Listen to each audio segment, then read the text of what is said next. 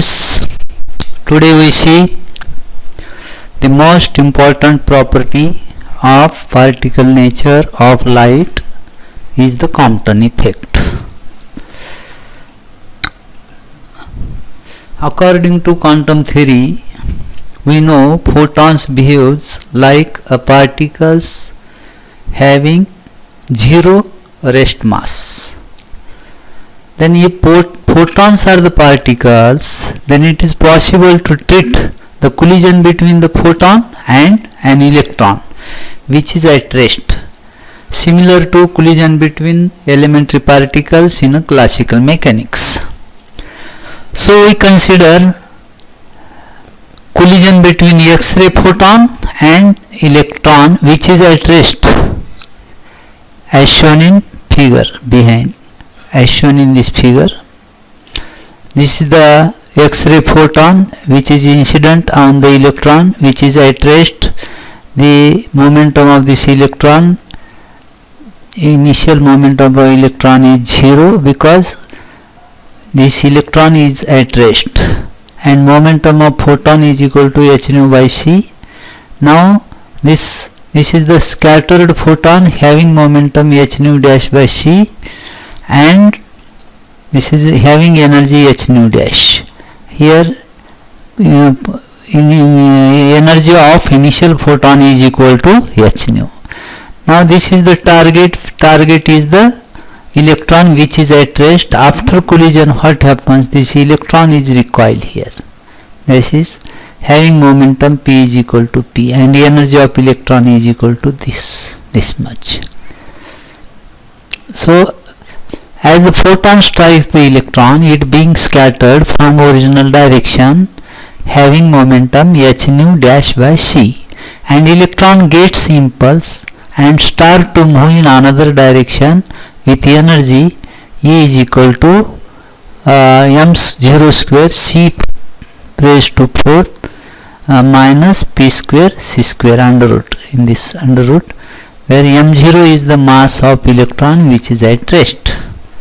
In the collision, photon lost its energy which is gained by the electron. Whatever energy lost by the photon in the collision between photon and electron, that much energy have been gained by the electron, and electron gets impulse and start to move in another direction. So lost in photon energy is equal to gain in photon energy. So this is the initially and original energy of the photon. This is the energy of photon after scattering. So the loss of energy after collision is equal to h nu minus h nu dash, and this is equal to energy T, and T is the energy gained by the electron. Now we know that this energy, we know that this is the formula. So now what happens? Photon have zero mass, therefore energy of photon is equal to under root p square c square, or this is equal to pc. E is equal to pc, and for photon m is equal to, therefore photon's total energy is equal to under root p into c. Sorry, it is equal to p into c. Or now we know that E is equal to h nu, photon's energy. Therefore when you equate these two equations, we get photon's momentum is equal to p is equal to h nu by c. H nu by c. We use now the law of momentum conservation in initial direction and the direction perpendicular to the initial direction. In the original photon's direction, initial momentum is equal to final momentum. Now where this h nu by c is the momentum of photon when it is initial, before striking the electron, and this is the momentum of electron because before striking, because electron is which is at rest, that we can see in the figure. The electron is rest, therefore p is equal to 0 initially, and momentum of photon is equal to h nu by c. So this is equal to h nu dash upon c cos phi plus p cos theta. This equation 6. What is this? In this direction, you see, is in this direction. This is the h nu dash upon c into cos phi. This is the component if you make this angle, and here is, this is the p, and this p cos theta, this is p cos theta. So we get this relation. Which relation? P cos theta. In perpendicular direction, initial momentum and final momentum is equal to final momentum. What is the initial momentum? You see in this direction.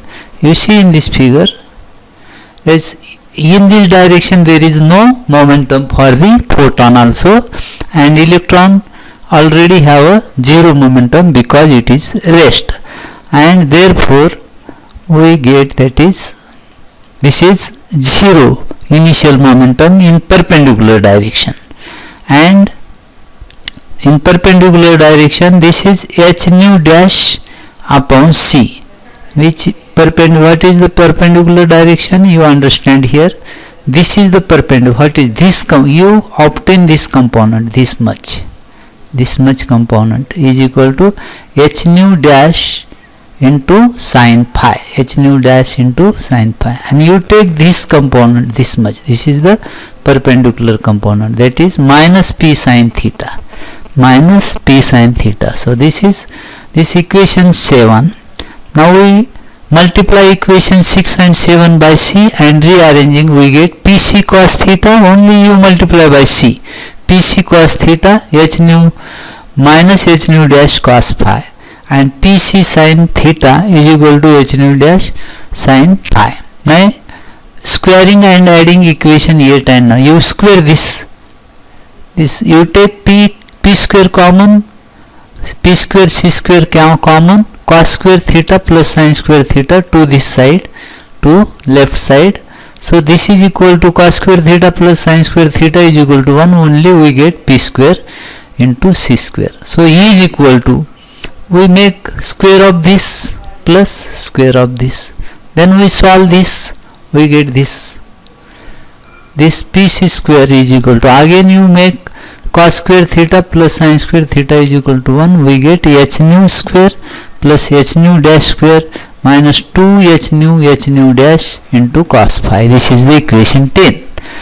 And the total energy of the particle is equal to the kinetic energy T plus the rest mass energy, that is E is equal to T plus m0 c square, or equating equation 11 and this 3 equation, okay, 11 and you go this, sorry,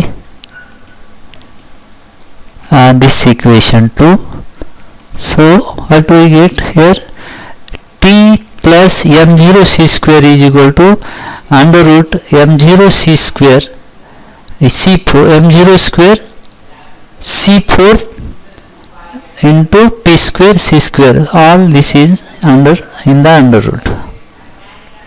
Now we write, we square it, so we get this, or p square c square is equal to, you square it, t square, you put here p square, and then t square plus m0 square c4 plus 2 t m0 c square minus m0 square c4.